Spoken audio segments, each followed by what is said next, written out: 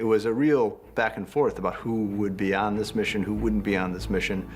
The Dirty Dozen obviously came to mind. Everybody has a good reason to hate everybody else. I mean, it's definitely got that, you know, gathering together these kind of misfits. A bunch of our favorite characters, many of whom have never been on screen together, but who all find themselves at the end of the world for one reason or another. And so getting Tormund back in the picture, the Hound and Jon and Beric and Jorah, it's a fun group.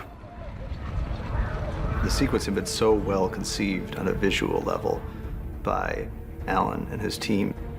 To do that with hundreds of people and weather and visual effects and fire with lots of moving parts and still have that sense of artistry about it. It takes a different level of directing. 3, 2, 1, Our story is 7 guys on a rock being attacked by whites and trying to tell a clear story of, you know, your task is to defend a perimeter, and as you lose, your perimeter is going to fall back, and how do you kind of hold order against just pure chaos? It's, you know, herding kittens. It's, you can't see anything except people whacking each other, and it takes some effort to talk to the cast to sort of say, no, the story is, here's a line, and we have to show that it's not being broken or that it is being broken. It was important to create a situation where I'm hoping the audience will think that one of our beloved characters is gonna die. I mean, we wrote it and we were watching it and I was thinking, I was like, holy shit, Tormund's gonna die. But somehow, he managed to override my rational brain and make me think that Tormund was gonna die.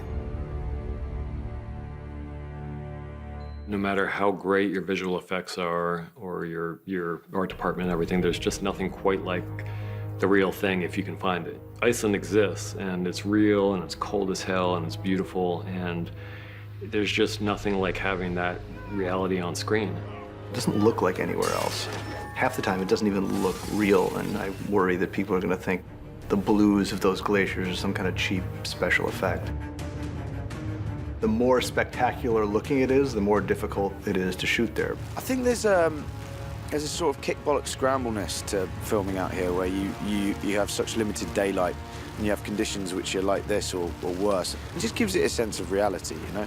In the world of Thrones, it's great coming to these landscapes that just really kind of arc back in time and take you to something very, very brutal and barren. There's an extent to which nothing ever surprises you on this job anymore, but this, you still can't help but be impressed by this. I mean, it's nuts. You can't get to this location without literally monster jeeps. It's a hell of a way to go to work. The Icelandic technical crew for setting up the base camp have to have everything ready, and they have to do that obviously under cover of darkness. So the crew, when they arrive, everything is ready to go. When we're shooting on the glacier, everyone's got the crampons strapped onto their boots because otherwise you'll slip, and even with the crampons, we had a bunch of guys falling and banging themselves up, but luckily no major injuries this year.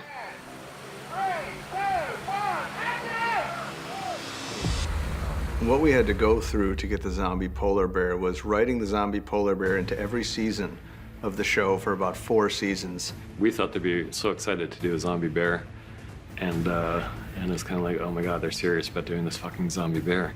Only to have Bernie and the visual effects guys tell us in the nicest possible way, fuck you, we cannot afford a zombie polar bear. This year made perfect sense that you could have one of these things out there, and we really put our 4 feet down and we said, God damn it, we want a zombie polar bear.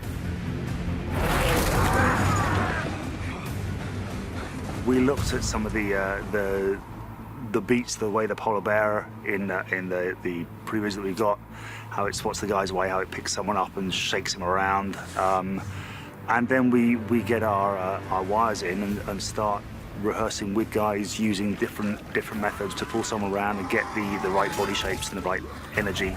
Everything's made sure it's super safe first. We test everything over and over again, usually with a weight bag, and when we're happy that it's safe to have someone on, we get someone on. We were holding the flaming sword in the jaws of this thing, so the big guy was able to move the head around, which was something for our actor on the floor to work against. I've never really worked with this ping pong ball thing and pretend that's a bear, and I've had people going, oh, when I'll come towards you, I'm a bear. No, you're not. Your name's Toby.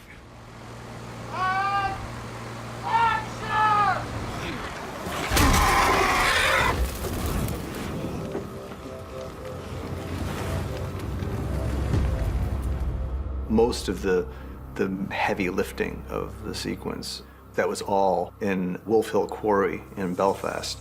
It's one of those things where, you know, when you film something in another location and then you're responsible for finishing that location off somewhere else, you have to really do your homework and try and make sure that you match it as best you can so that then Alan would have an entrance for the characters. When you stand up on the top and look down, it was like we were building, I don't know, an airport or something. The scale of it is enormous.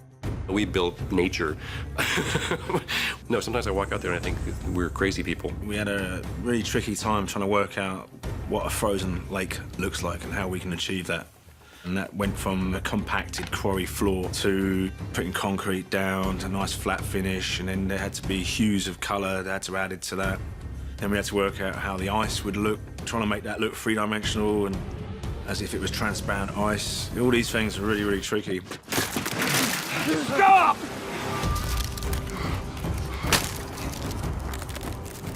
We paint the cliffs a little bit, and then we snow the cliffs a lot. 3,500 bags of snow through 6 machines with 15 guys. We're constantly redressing it and adding to it, and every day we have to scrape it off and start again the next day. And yeah, it's full on.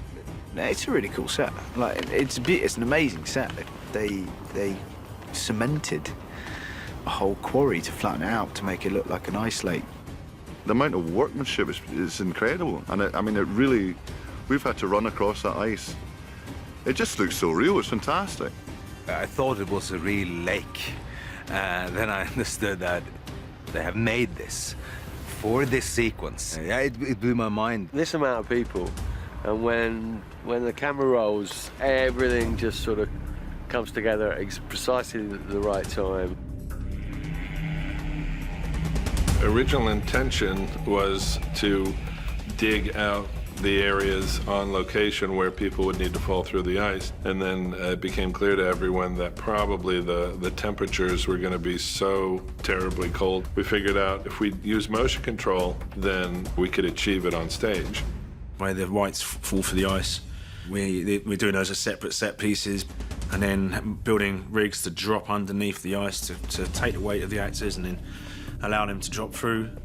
You know, even though we've got 10 guys falling in while the camera's moving, by the time we're finished, we've got 100 guys falling in and the camera's moving 5 times as far.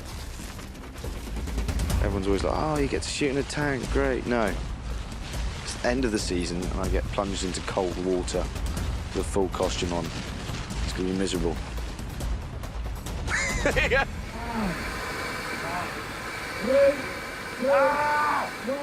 When you're in the middle of a fight, you need to have all your adrenaline on a maximum. So I had to be pumped up and ready in 5 to 10 seconds and then calm the fuck down very fast. You've got to loosen up, you've got to be ready for a fight. With a big Norwegian and we're both looking at you, ah! Ah! Ah! Even the extras are so into it. They're ah! One of our heroes gets chased to the top of the island. The higher edge is about 11 foot from the frozen lake. Big trust thing because I'm falling into the guys. The guys are catching me off the end of the rock, opposed to where you'd normally do falls into boxes or an airbag.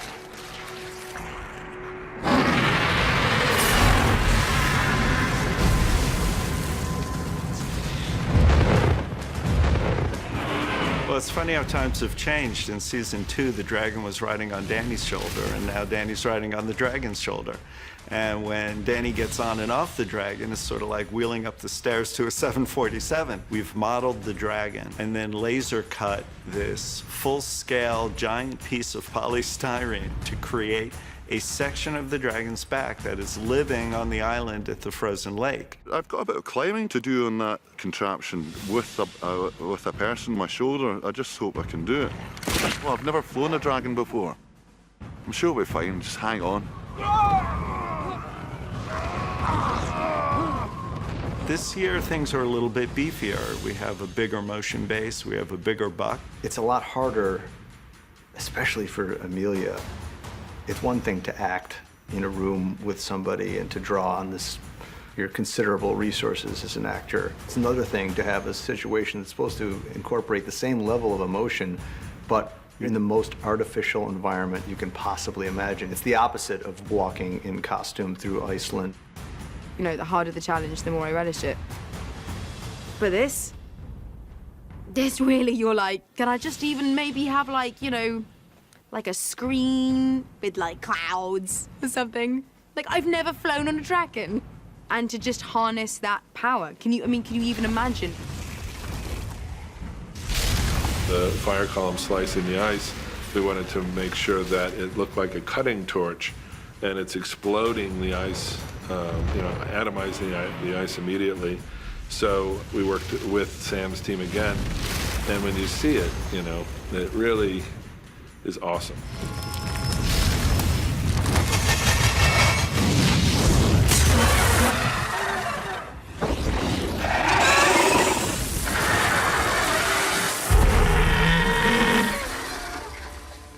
We knew that the Night King would see and seize this opportunity, and like to think that when the dragon dies, that it's kind of a nice 1-2 punch, because on the one hand, you're just seeing the horror of one of these the three only unique, amazing beings like this in the world, going under the water and not coming up again, and you're processing that.